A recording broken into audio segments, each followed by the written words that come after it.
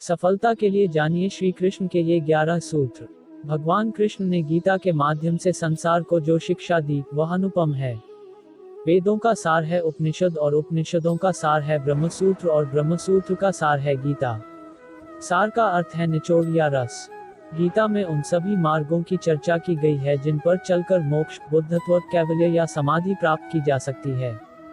दूसरे शब्दों में कहें तो जन्म मरण से छुटकारा पाया जा सकता है। तीसरे शब्दों में कहें तो खुद के स्वरूप को पहचाना जा सकता है। चौथे शब्दों में कहें तो आत्मज्ञान प्राप्त किया जा सकता है और पांचवें शब्दों में कहें तो ईश्वर को प्राप्त किया जा सकता है। आओ जानते हैं भगवान श्री कृष्ण के वे रहस्यमय सूत्र जिन्हें जानकर आपको लगेगा कि सच में यह बिल्कुल ही सच है। निश्चित ही उनके ये सूत्र आपके जीवन में बहुत काम आएंगे। जीवन में सफलता चाहते हैं तो गीता के ज्ञान को अपनाएं और निश्चिंत तथा भयमुक्त जीवन पाएं। पहला सूत्र, सफलता। भगवान श्री कृष्ण कहते हैं कि यदि आप लक्ष्य को प्राप्त करने में विफल रहते हैं तो अपनी रणनीति बदलें, लक्ष्य नहीं। इस जीवन में न कुछ खोता है न व्यर्थ होता है। जो इस लोक में अपने काम की सफलता की कामना रखते हैं वे देवताओं की प्रार्थना करें। दूसरा सूत्र, प्रसन्नता। श्री कृष्ण कहते हैं कि खुशी मन की एक अवस्था है जो बाहरी दुनिया से नहीं मिल सकती है। खुश रहने की एक ही कुंजी है इच्छाओं में कमी। तीसरा सूत्र, आत्मविनाश या नर्क के ये 3 द्वार हैं वासना, क्रोध और लोभ। क्रोध से भ्रम पैदा होता है, भ्रम से बुद्धि व्यग्र होती है, जब बुद्धि व्यग्र होती है तब तर्क नष्ट हो जाता है, जब तर्क नष्ट होता है तब व्यक्ति का पतन हो जाता है। वह जो सभी इच्छाएं त्याग देता है और मैं और मेरा की लालसा और भावना से मुक्त हो जाता है उसे शांति प्राप्त होती है। चौथा सूत्र, विश्वास क्या है। मनुष्य अपने विश्वास से निर्मित होता है। जैसा वो विश्वास करता है वैसा वो बन जाता है। व्यक्ति जो चाहे बन सकता है यदि वह विश्वास के साथ इच्छित वस्तु पर लगातार चिंतन करे। हर व्यक्ति का विश्वास उसकी प्रकृति के अनुसार होता है। विश्वास की शक्ति को पहचाने।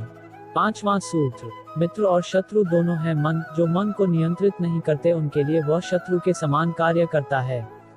मन की गतिविधियों, होश, श्वास और भावनाओं के माध्यम से भगवान की शक्ति सदा तुम्हारे साथ है और लगातार तुम्हें बस एक साधन की तरह प्रयोग करके सभी कार्य कर रही है। मन अशांत है और उसे नियंत्रित करना कठिन है, लेकिन अभ्यास से इसे वश में किया जा सकता है। सर्वोच्च शांति पाने के लिए हमें हमारे कर्मों के सभी परिणाम और लगाव को छोड़ देना चाहिए। केवल मन ही किसी का मित्र और शत्रु होता है। छठा सूत्र, निर्भीक बनो, उससे मत डरो जो वास्तविक नहीं है, न कभी था न कभी होगा। जो वास्तविक है वो हमेशा था और उसे कभी नष्ट नहीं किया जा सकता। प्रबुद्ध व्यक्ति के लिए गंदगी का ढेर, पत्थर और सोना सभी समान हैं। सातवां सूत्र, संशय न करो। सदैव संदेह करने वाले व्यक्ति के लिए प्रसन्नता न इस लोक में है न ही कहीं और। आत्मज्ञान की तलवार से काटकर अपने हृदय से अज्ञान के संदेह को अलग कर दो। अनुशासित रहो, उठो। संदेह, संशय, दुविधा या द्वंद्व में जीने वाले लोग न तो इस लोक में सुख पाते हैं और न ही परलोक में। उनका जीवन निर्णयहीन, दिशाहीन और भटकाव से भरा रहता है। आठवां सूत्र, आत्मा न जन्म लेती है और न ही मरती है। जन्म लेने वाले के लिए मृत्यु उतनी ही निश्चित है जितनी कि मृत होने वाले के लिए जन्म लेना। इसलिए जो अपरिहार्य है उस पर शोक मत करो। न कोई मरता है और न ही कोई मारता है, सभी निमित्त मात्र हैं। सभी प्राणी जन्म से पहले बिना शरीर के थे, मरने के उपरांत वे बिना शरीर वाले हो जाएंगे। यह तो बीच में ही शरीर वाले देखे जाते हैं, फिर इनका शोक क्यों करते हो। यह आत्मा किसी काल में भी न जन्मती है और न मरती है, अथवा न यह आत्मा होकर के फिर होने वाली है, क्योंकि यह अजन्मी, नित्य, शाश्वत और पुरातन है। शरीर के नाश होने पर भी यह नष्ट नहीं होती है। कभी ऐसा समय नहीं था जब मैं, तुम या ये राजा महाराजा अस्तित्व में नहीं थे, नहीं भविष्य में कभी ऐसा होगा कि हमारा अस्तित्व समाप्त हो जाए। हे अर्जुन, हम दोनों ने कई जन्म लिए हैं, मुझे याद है, लेकिन तुम्हें नहीं। नौवां अमृत सूत्र, कर्मवान बनो। निसंदेह कोई भी मनुष्य किसी भी काल में क्षण मात्र भी बिना कर्म किए नहीं रहता, क्योंकि सारा मनुष्य समुदाय प्रकृतिजनित गुणों द्वारा परवश हुआ कर्म करने के लिए बाध्य किया जाता है।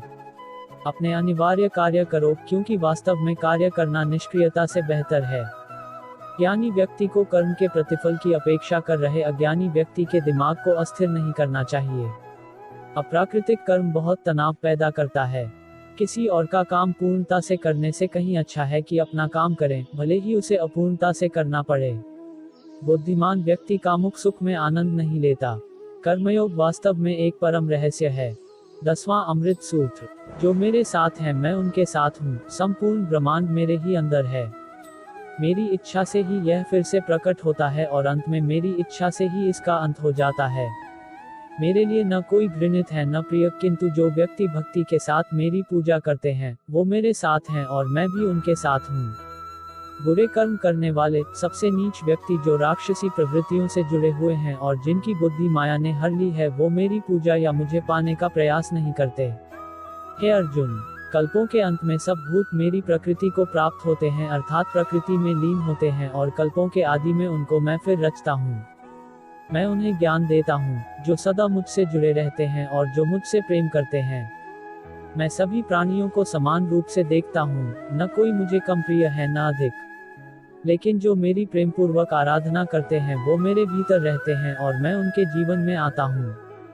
मेरी कृपा से कोई सभी कर्तव्यों का निर्वाह करते हुए भी बस मेरी शरण में आकर अनंत अविनाशी निवास को प्राप्त करता है। हे अर्जुन, केवल भाग्यशाली योद्धा ही ऐसा युद्ध लड़ने का अवसर पाते हैं जो स्वर्ग के द्वार के समान है। 11वां अमृत सूत्र। ईश्वर के बारे में। भगवान प्रत्येक वस्तु में है और सबके ऊपर भी। प्रबुद्ध व्यक्ति सिवाय ईश्वर के किसी और पर निर्भर नहीं करता।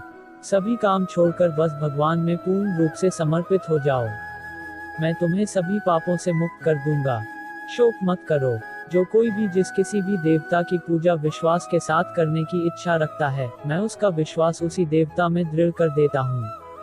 हे अर्जुन, मैं भूत, वर्तमान और भविष्य के सभी प्राणियों को जानता हूँ, किंतु वास्तविकता में कोई मुझे नहीं जानता। ईश्वर एक अदृश्य एवं अकथनीय शक्ति है जिससे संसार की उत्पत्ति, पालन एवं लय होता है। मानवीय रूप में उसकी ऐसी कल्पना की जा सकती है कि उसके सभी ओर से ज्ञानेंद्रियां और कर्मेंद्रियां हैं। दोस्तों, मैं आशा करता हूँ यह वीडियो आपको पसंद आया होगा। वीडियो को पूरा देखने के लिए आपका बहुत बहुत धन्यवाद। दोस्तों, इस वीडियो में इतना ही। मिलते हैं अगले वीडियो में। जय श्री कृष्णा।